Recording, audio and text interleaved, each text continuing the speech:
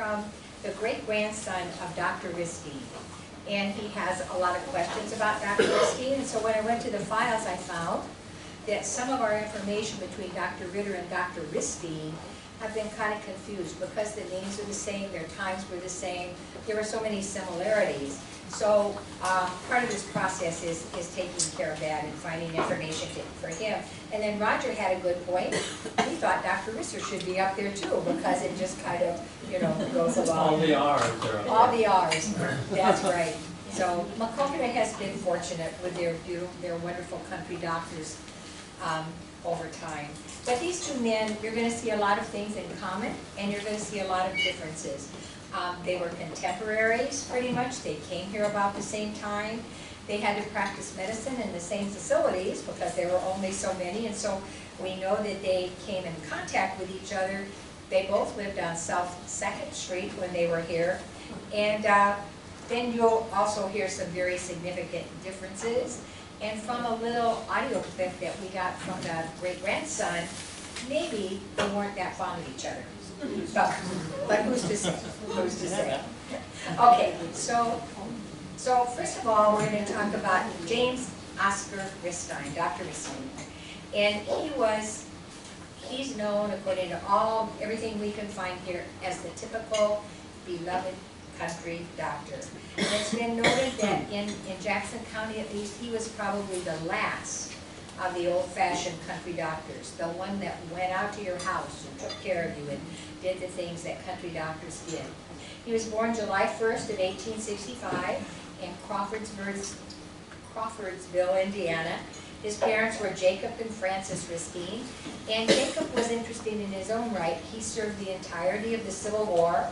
He was engaged in many hotly contested battles, and he was wounded in the Battle of Lookout Mountain. And after that time, he claimed land here. He moved his family in 1879 to Jones County, and they lived there for a bit, and then they went to Tama County, Iowa. While they were there, James Ristine kind of became of age, and while he was there, he taught school there for 12 years. And he ended up becoming the principal of the Chelsea schools there. And in his free time, he began reading medicine under the direction of a Dr. Colson that was there. So we know that on July 16th, 1892, he married Lula Mae Burton of Chelsea. And she died in 1935, and that the two of them had two daughters, Myrtle Myers and Frances Bickle. And it's through the Bickle line that this man has contacted us for information. They had two daughters. They also had a son named Leonard Ristine. He served as superintendent of the state hospital for the insane at Mount Pleasant. And before that, he had been at the Cherokee Mental Hospital. And in 1928, he was appointed medical supervisor of athletics at the University of Iowa. He was a former University of Iowa athlete, and he excelled in track and cross country. And you'll see that the University of Iowa played heavily in all of these doctors. Well, we know that James, after he was done with his work in education, he attended the University of Iowa, where he studied medicine, and he graduated in 1896. And he became the doctor at Iron Hill. And there he practiced for 9 years. And he had a really lucrative business. He built up a really large practice, and then he moved to Macokota. And we see that from the Excelsior newspaper, in a notice from April 24th, 1903, they said that his office could now be... Something happened, sorry. Okay. So his office could be found in the Centennial Block.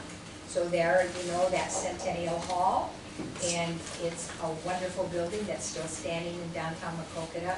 But it was a prestigious place back then to have your office. So he moved his office in there. According to the Alice history, he was skilled in surgery, as well as a knowledge of remedial agencies. I don't know what that is. Does anybody know what? I don't know what remedial agencies is, and I tried to find out. I don't know whether it was nursing homes where people went after the hospital, remedial, I don't know. But since he graduated, he's carried on an independent line of study and research, according to Alice, that had greatly broadened his knowledge and promoted his efficiency. So there was his office, and here was his home. And I know that all of you recognize that building, right behind, on 2nd Street, right behind where Goodwill is now. Beautiful, beautiful old home. So again, a Jackson Sentinel article of November 5th, 1903, reported that he had purchased the A.D. Lawrence residence on South 2nd Street. He bought this house for $4,000, and it was considered a very good buy, and this became the permanent home of Dr. Ristine and his family. He was a member of the Jackson County Medical Society, the Iowa State Medical Society, the American Medical Association, and he served many, many terms as the Jackson County coroner. Well, according again to newspaper articles, old-time country doctors made up for their technical knowledge with a personal knowledge of their patients and the patient's family going back generations. They battled ignorance and fear and superstition, and they responded to calls clearly knowing beforehand that that patient might well be unable to pay for the visit. So they just had good hearts. They knew many times they were never going to be paid, and we know from family that he was never known to have demanded payment for a call. Relatives said that he had thousands of dollars on the books, which he carried for many years, and I'm sure that's true of many of the old doctors. So we're going to hope this works. Yeah. So maybe it's not going to work. This is a video, or this is a little audio recording from this great-grandson. He's talking to his father about Dr. Ristine, who is his father's grandfather. And then in the summer, my mother-in-law and I would every summer take the train to Curator, Iowa, where my maternal grandparents lived, and spend a couple of weeks there. And that was very special because my grandfather was very interesting and man with great interest in his grandchildren and very creative in the things that he presented for us. Well, they lived in a big old house and it had a big porch on it with vines that ran up from the lower part to the top. And what he would do, obviously at Christmas time, he would buy and save candy canes. And when we were there, he'd get up early in the morning to make his hospital rounds. And he would, in the summer, and he would hang these candy canes out and give us a good story about who was responsible for putting it there. And it was very interesting. He was extremely popular, both as a doctor and as a human being. And the downtown section of McQuilkin was about 2 blocks long. And whenever you went downtown with the doctor, you had to know that you were going to be downtown for 2 hours because he moved through chatting with people, and people chatting him at 1 hour per block. Would they ask, would they bring up various ailments they might have? Yes, and he was, they would, and he was very close with the. This is a senior moment. I have those. The famous Minnesota. The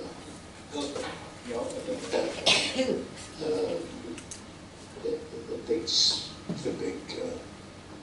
selection there. But he would, but talk a little bit about what the people were talking about.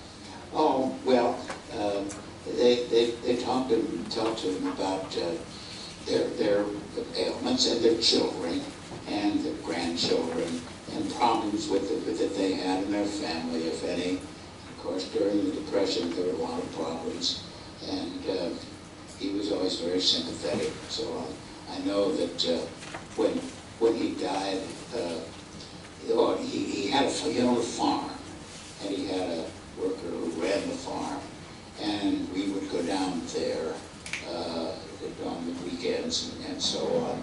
It was very exciting. He had a horse that he liked to ride, and he had some stumps along a creek, and he was a hunter, very dedicated hunter, and he would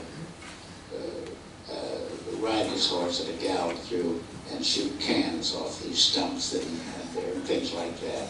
And he would come out to our part of the state to hunt because it was a good place to hunt pheasants. And I would go with him, and ultimately I had a 410 shotgun that I was allowed to take. And I remember my grandfather wasn't there at the time, but my father and some of his friends, and this pheasant kid got up in front of me, and I pulled up my gun and I shot him.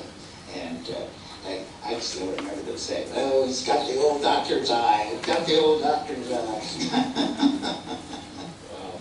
And so, I mean, I assume that was the era of house calls and all that kind of... Oh, yes, oh, absolutely. As a matter of fact, one of the many stories about him, he was very advanced in that he believed that sunshine, and during a period when people were sick, they were often very much confined.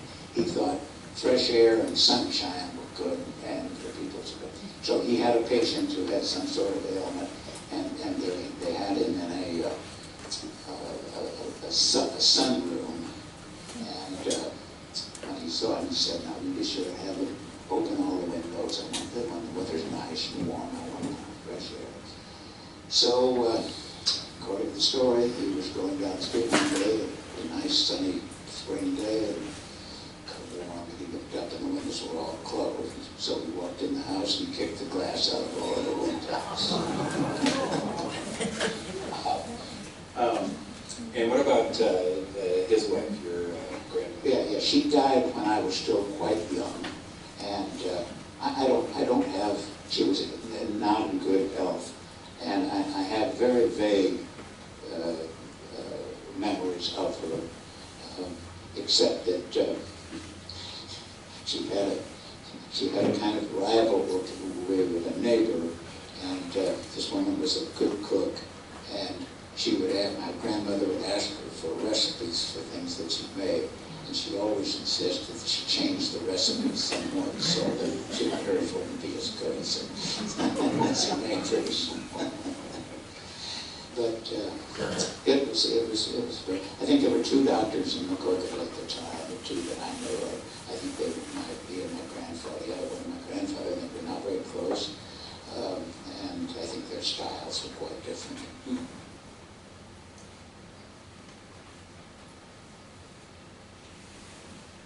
Okay, so I think I've picked the doctor that they were not very close, but certainly there were more than two doctors at that time. He was a little boy, he wasn't really aware, but evidently he heard a lot about this other doctor. So one article that we found described Dr. Ristine as a methodist, and I couldn't figure out what that was either. Google didn't seem to know, and so I figured out that it's kind of a physiotherapist, and he believed that life was good for the fun that one gets out of it. And so as you can see, he was a hunter, a fisherman, and by all means, he was a sports enthusiast.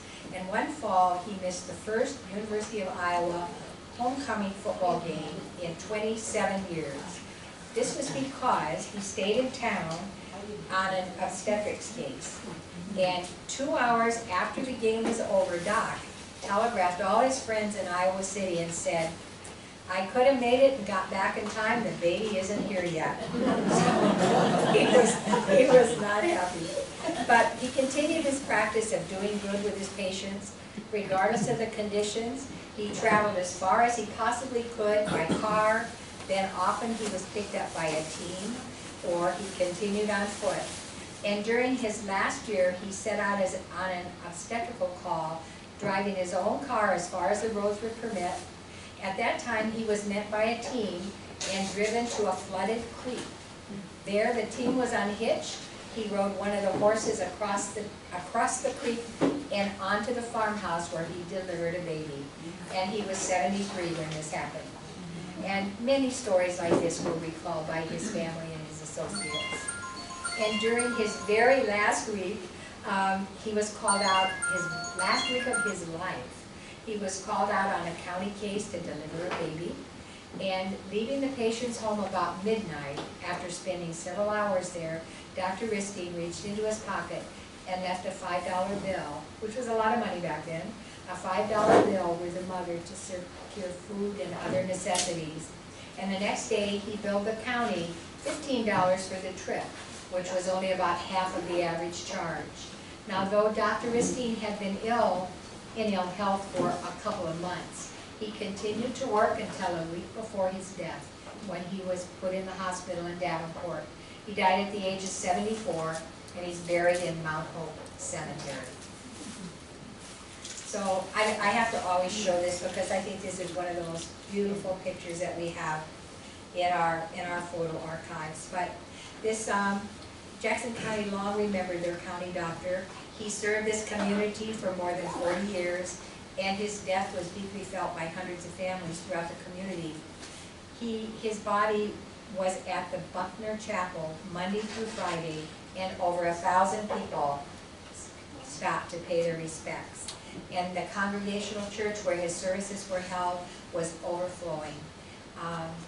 And among the many relatives and friends that attended were many prominent people from all over Iowa. Well, we're talking about the two doctors, and at that time, this was the very first Leroy Hospital. It was at 310 South Main Street. As you can see, the house is still there today.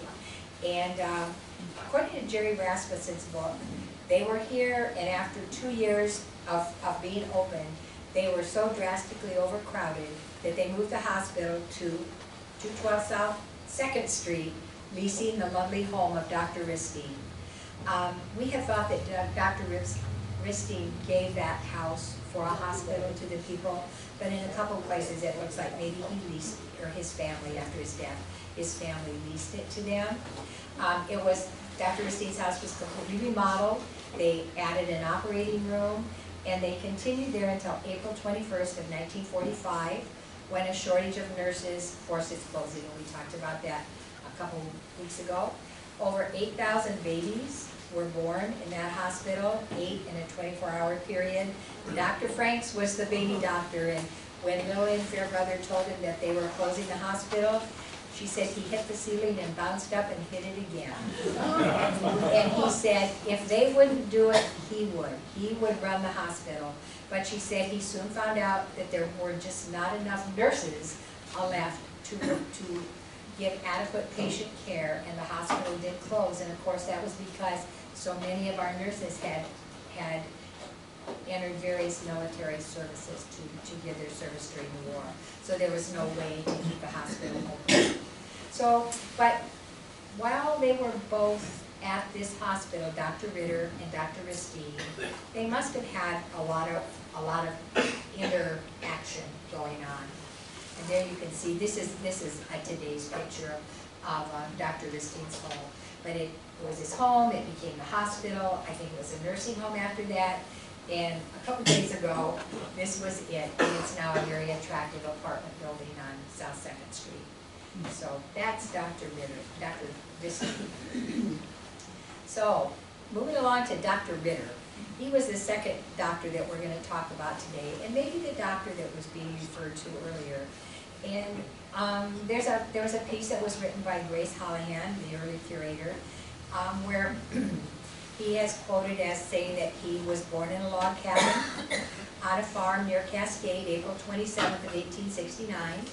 His parents, Jared and Margaret Ritter, were Pennsylvania Dutch pioneers, and they came to Iowa and settled in Jones County. And his dad, Jason, was a stonecutter. Well, John Ritter went to public school in Cascade. Then he went 1 year to Hopkinton College, and then he worked 3 years in local creameries in order to save up enough money for a year of pre-med at the University of Iowa. He too went to the University of Iowa. He spent several months studying with Dr. Hunter of Zwingle, and then he entered the University of Michigan College of Medicine. And he graduated there in 1895 as part of only the second four-year medical class to ever graduate in the entire United States. And I thought that was pretty notable. As soon as he was finished, he began a 3-year practice in Worthington, Iowa, and he stated that while he was there, that he became disillusioned of rainbows, as he called it. Things weren't going as well in the medical community as he thought maybe. First he thought maybe it was just lack of understanding or lack of knowledge on his part. But he began comparing notes with a lot of different doctors, all kinds of doctors in the area. Homeopathic doctors, physiomedical doctors, elective doctors, and then he said, as well as those regular and old school doctors. So he began then kind of investigating all different kinds of things. And he talked about manipulative cults that were beginning to emerge. So by that he means chiropractors, right? Yes. But he said that he had already mastered the art of massage and the Swedish movement, so he was able to compete with them on every level. In 1898, he went to the Chicago Eye, Ear, Nose, and Throat College. And it's interesting because all of these years in college, he was able to support himself because he took all his professor's notes in shorthand. And then he transcribed them and he sold typed copies to his classmates. And that's how he paid his way through college. Very good. So when he finished with Eye, Ear, Nose, and Throat College, he then came to Macokota. So this was Dr. Ritter's home. Now Dr. Ritter also lived on South 2nd Street, a little further to the south. In 1895, he had married Cynthia Court of Zwingle, and they had 2 children. Mrs. Ritter was born in Bellevue, and her parents were William Efferding. This is the home they lived in South 2nd Street, and again, right up the street from Dr. Misty. His granddaughter, we have letters in the gene files, we have letters from his granddaughter remembering visiting here as a child. And she talked about how beautiful his garden was, and how he would go out there early in the morning and work at his garden before he went to the hospital or to his office. And here's another later picture of his house. I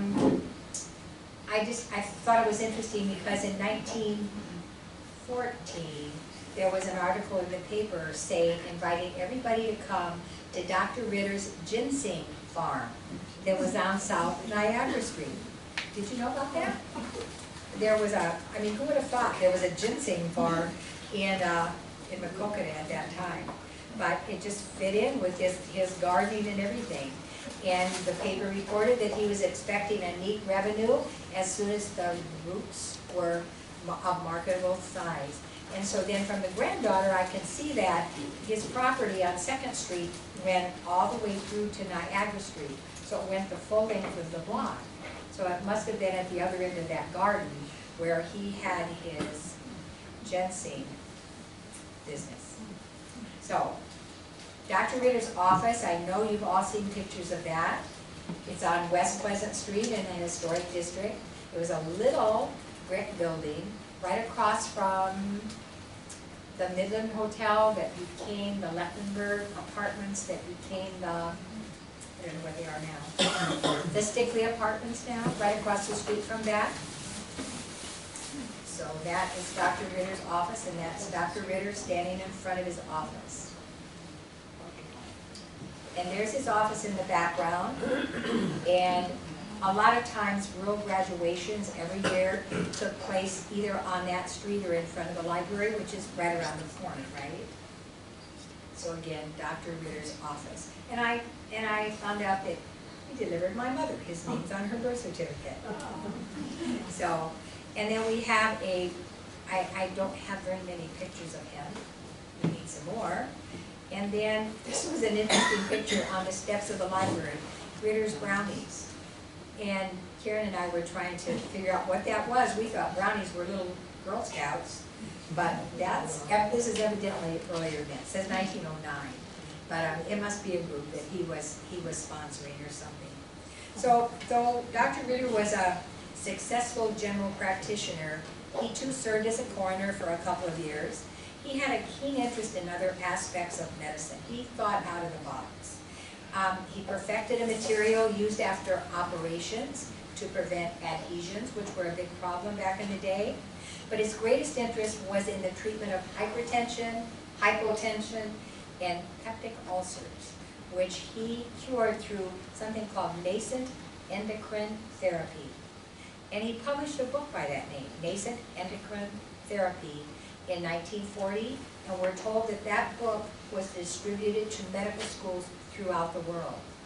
So, used here, nascent means active or fresh, right from the animal to the patient is what that means. So after testing samples from many different animals, all kinds of farm animals he tested, he found that goats were superior. Goats had a long lifespan, 15 to 20 years. They were the freest of all the animals from diseases that were communicable to people. Its milk is the nearest to that of humans, and so to him it made sense that the endocrine secretions would be similar as well.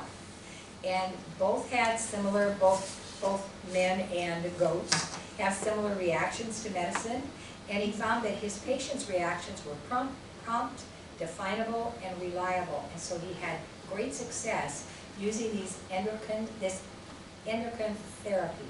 But it was way ahead of its time, and so by many people it was considered quackery, and they found him to be very strange, even though I have to tell you, Dr. Ritter was one of Asher Schrader's favorite doctors, and he talked about him all the time, which I thought was cool. So, if you Google nascent endocrine therapy, the book comes up on Google by Dr. Ritter from Makokata, Iowa. You'll find that it's 317 pages and that it's currently unavailable. And there's not even a photo of it, because I was hoping to show you a photo of it. But what was amazing to me is it's unavailable because it's presently being digitized so that it can be used. And we have to remember that this type of therapy is being used for so many treatments today, including chemo, for breast and prostate cancers. So Dr. Ritter was on the right track. I mean, a lot of people thought he was a quack, but he was definitely on to something big. Dr. Ritter died in 1947 at his home that we've seen at the age of 78. Dr. Ristine died at 74. They were just so similar in so many ways. He and his wife were members of the Reformed Church, but the services were held at the Methodist Church, and he was buried in Zwingle, where his wife's family was from. But it was fun reading some of the eulogies that are out there about Dr. Ritter.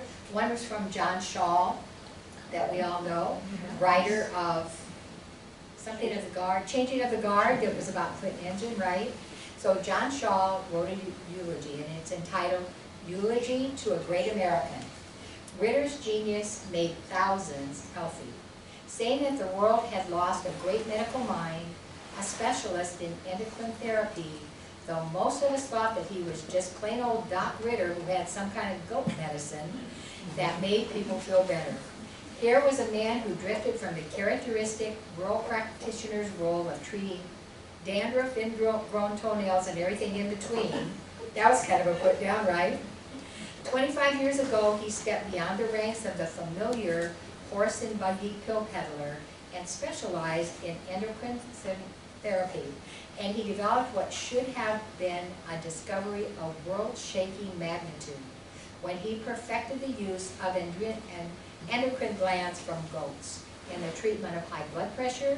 He was able to treat high blood pressure, low blood pressure, give a lot of people back energy that had no energy, prevented untold heart attacks, and he cured peptic ulcers, so he helped people with their stomach problems.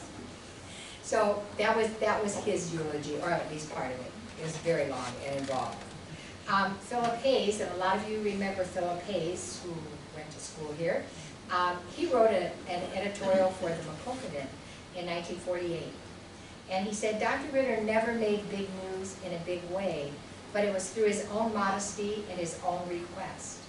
that Dr. Ritter had patients from every state in the union that came to him for help.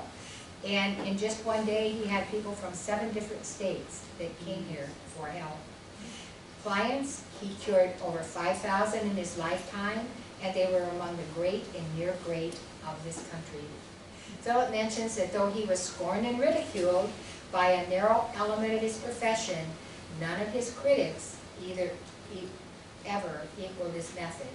And I think he's referring to and he referred to Dr. Ritter as one of the greatest medical men who ever lived. So it just depends on how you look at this.